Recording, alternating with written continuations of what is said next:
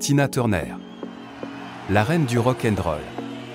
Avec plus de 200 millions de disques vendus, 220 concerts, Tina Turner a eu 11 singles dans le top 10 en Belgique et a marqué le monde musical à jamais.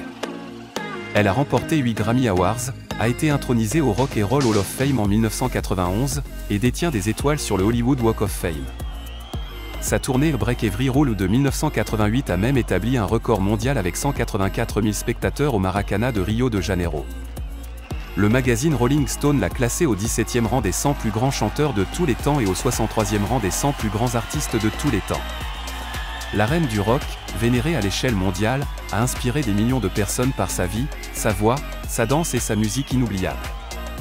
Elle demeure l'une des artistes les plus influentes de tous les temps, ayant même inspiré des artistes contemporains tels que Beyoncé, qui lui a rendu hommage lors de la cérémonie du Kennedy Center en 2005 ou encore leur incroyable prestation de « Prumari » aux Grammy Awards en 2008 qui reste l'une des prestations les plus iconiques de tous les temps de la cérémonie américaine.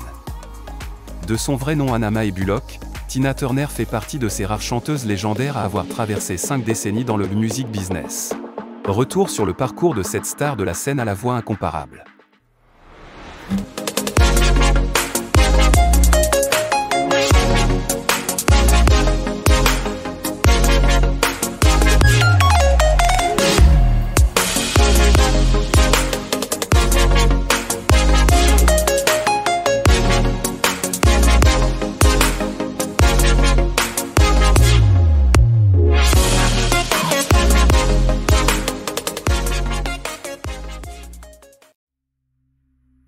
Née le 26 novembre 1939 à Nutbush dans le Tennessee aux États-Unis, elle est issue d'un milieu modeste. Elle découvre le chant dans la chorale de l'église baptiste Spring Hill de Nutbush aux côtés de sa grand-mère et de sa sœur. Elle avait déjà l'étoffe d'une star de rock, de par sa gestuelle et sa voix. Adolescente, Tina Turner et sa sœur retrouvent finalement leur mère à Saint-Louis, Missouri, au milieu des années 50. C'est ainsi qu'elle fait la connaissance de Ike Turner, un musicien de rock'n'roll, et de son groupe Kings of Rhythm. Elle en devient choriste intermittente à l'âge de 18 ans et suit un destin qui semble tout tracé. Pendant cette période, Ike lui a enseigné les points les plus fins du contrôle vocal et de la performance. En 1960, elle profite de l'absence de la chanteuse qui doit enregistrer « Fall in Love » et prend sa place et enregistre la chanson avec Ike. Ce fut un immense succès dans les charts R&B.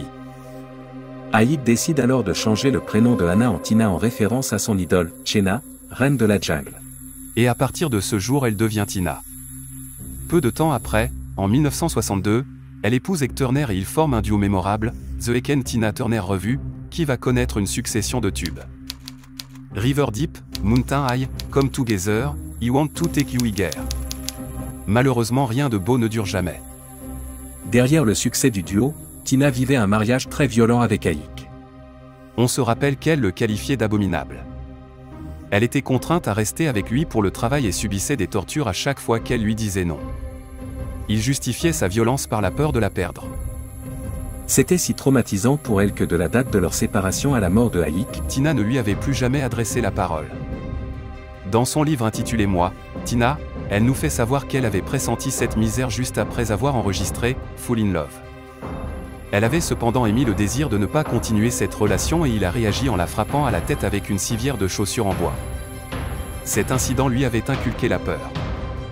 Leur relation s'est poursuivie ainsi jusqu'à ce qu'elle fasse une tentative de suicide en 1968 par une overdose de Valium.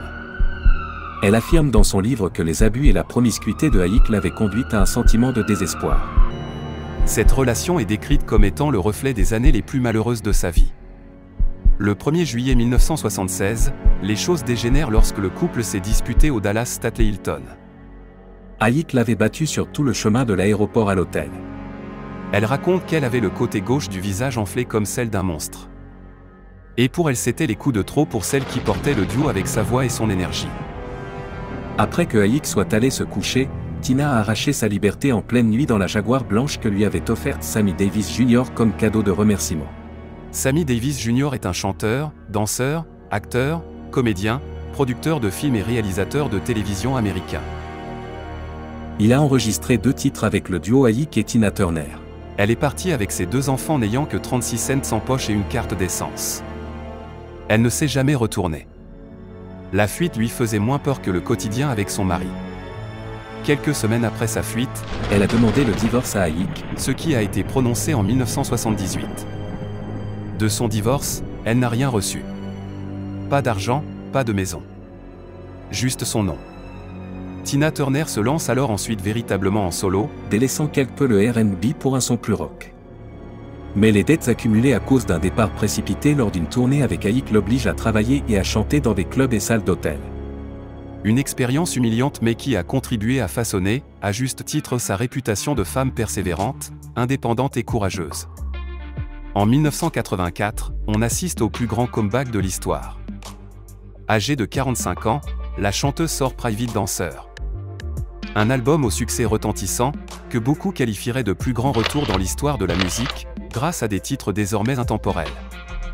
En 1986, avec sa carrière qui retrouve le sommet, elle fait la rencontre de Ervin Bach, un producteur de musique dont elle est tombée amoureuse et avec qui elle se mariera en 2013 après avoir vécu 27 ans d'amour.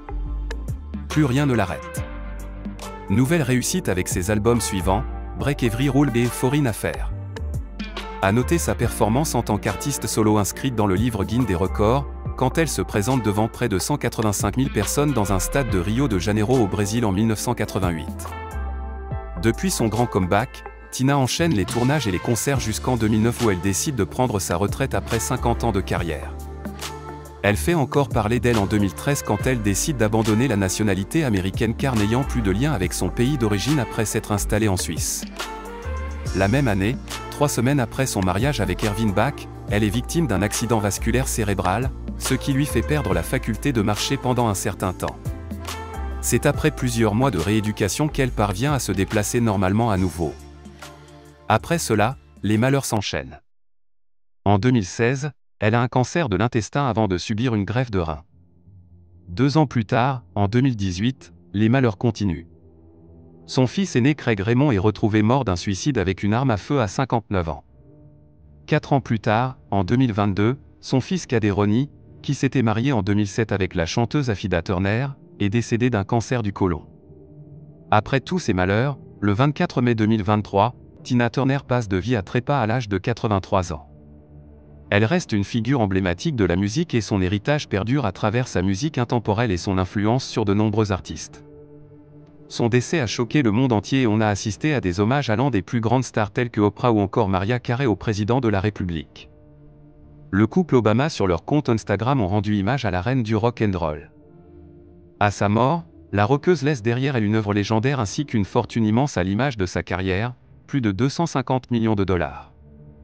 Auteure de 4 livres autobiographiques, Tina a tenu à partager ses aventures avec toutes les générations à travers son livre « Moi, Tina ».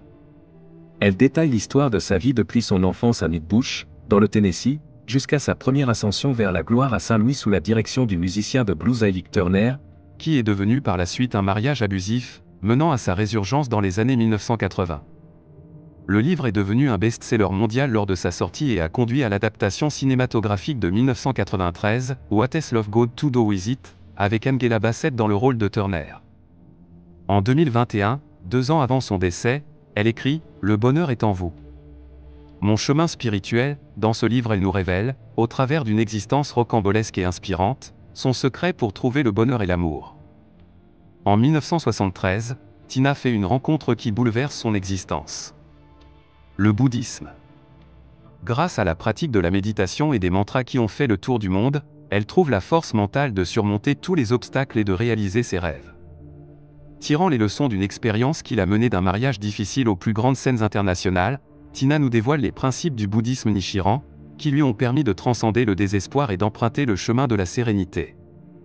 Mêlant anecdotes personnelles inédites et techniques de méditation éprouvées, ce récit porteur de sagesse et d'espoir est un authentique hymne à la vie.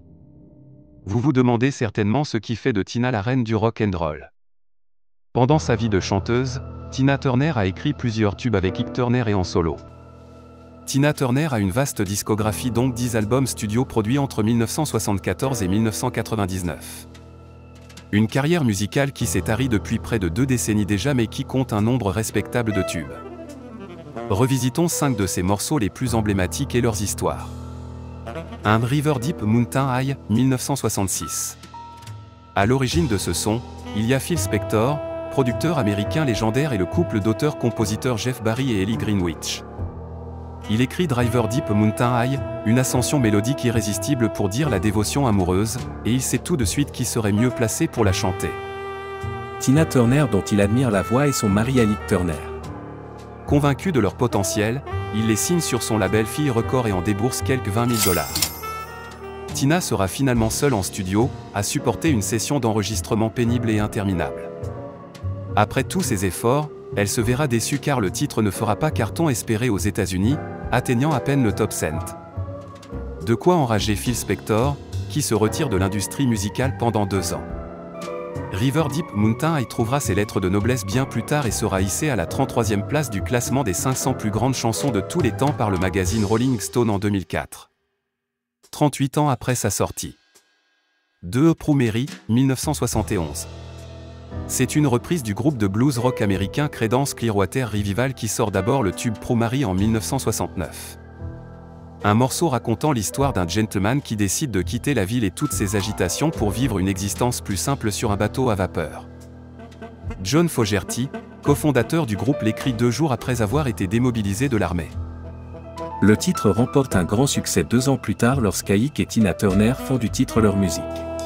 Il le modifie, et lui donne un élan plus funk rock et des influences gospel. Cela leur a valu le Grammy Award, la meilleure performance vocale de R&B par un groupe en 1972.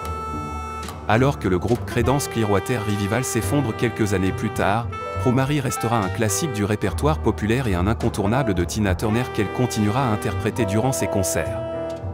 3 What is Love Got to Do With It, 1984. Probablement le tube ultime de Tina Turner et pourtant, il aurait pu lui passer sous le nez. Les compositeurs Terry Britten et Graham Lyle, à qui on doit ce titre, le proposent d'abord au chanteur britannique Cliff Richard, qui le refuse. Puis à la chanteuse de R&B Phyllis Hyman et même à Donna Summer dont on dit qu'elle le gardera sous le coude plusieurs années, sans jamais l'enregistrer. C'est donc finalement Tina Turner qui s'empare de « What is Love Got to Do With It », concentré de pop finement ciselé dont elle fera le single de son 5e album, Private Dancer, en 1984. Ce n'est ni du rock and roll ni du R&B. C'est un peu des deux, dira-t-elle. Le contraste entre la douceur des synthés et la puissance de la voix de Tina Turner, qui infuse les paroles déchirantes d'un chagrin tout personnel, son divorce infernal avec son ex-mari Ike, est en tout cas explosif. Seul numéro 1 de sa carrière, le single s'écoule à 2 millions d'exemplaires. Alors que beaucoup considéraient la période dorée de Tina Turner, 45 ans, comme largement dépassée, Private Dancer, porté par ce tube, restera parmi les comebacks les plus mémorables de l'histoire. 4 We Don't Need Another Hero, 1985. On l'oublie, mais Tina Turner est l'héroïne de films d'action. En 1985, elle partage avec Mel Gibson l'affiche de Mad Max. Au-delà du Dôme du Tonnerre, 3e volet de cette franchise américano-australienne mettant en scène un monde dystopique et désertique sans foi ni loi. Alors que professionnellement elle s'émancipe enfin de la coupe de son ex-mari, Tina Turner se frotte aux caméras. Après quelques clips, elle incarne dans Mad Max un rôle écrit pour elle. Auntie Antiti, leaduse de gang puissante et impitoyable au look très 80s. Au même moment que le film sort le titre « We Don't Need Another Hero », ballade s'inspirant des thèmes du film, l'humanité tentant de se reconstruire dans un monde de désolation, infusé de riffs de guitare, d'un solo de saxophone et même d'un chœur d'enfant. En référence à l'armée de jeunes qui, dans le film, aideront Max à renverser Antiti. C'est surtout son refrain, à la fois épique et ringard, porté par les envolées dramatiques de son interprète, qui restera ancré dans les mémoires bien plus que le mauvais film qui l'accompagnait. De quoi solidifier le retour en piste de Tina Turner. 5 The Best, 1989. You are simply the best. Rares sont ceux qui peuvent affirmer n'avoir jamais hurlé ce refrain sur une piste de danse collante ou au karaoké. Mais saviez-vous que c'est Bonnie Tyler qui le signait en premier ? En 1988, lorsque la chanteuse britannique sort The Best, c'est un désastre. Un an plus tard, Tina Turner s'en empare sur son 7e album, Foreign Affair.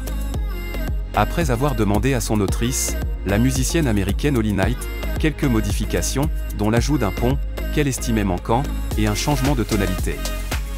Tina Turner invitera également le saxophoniste Edgar Winter, qui avait déjà travaillé avec Ringo Starr, à mettre son grain de sel. Idée judicieuse. Le titre deviendra un hit international. il y a eu beaucoup d'autres éléments qui sont entrés en jeu. La production, les musiciens, et, bien sûr, Tina elle-même, dira Holy Night. Sûrement la simplicité, d'autres diront le minimalisme de ses paroles aussi.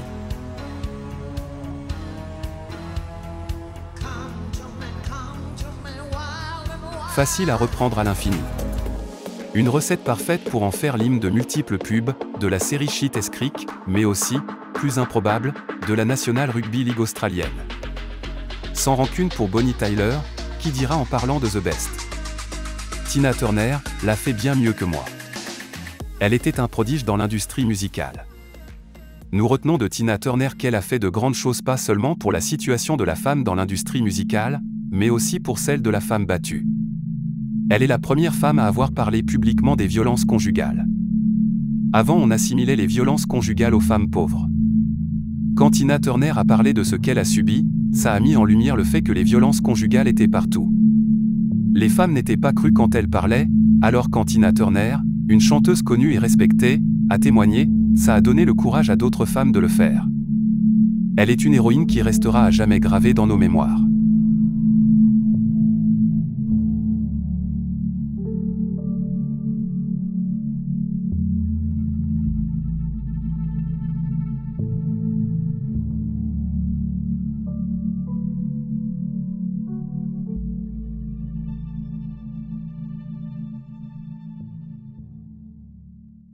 Si vous avez aimé la vidéo, merci de vous abonner, liker et partager sans oublier d'activer la cloche de notification pour ne pas manquer nos publications. À très bientôt sur Masael Media, l'information au cœur de l'action.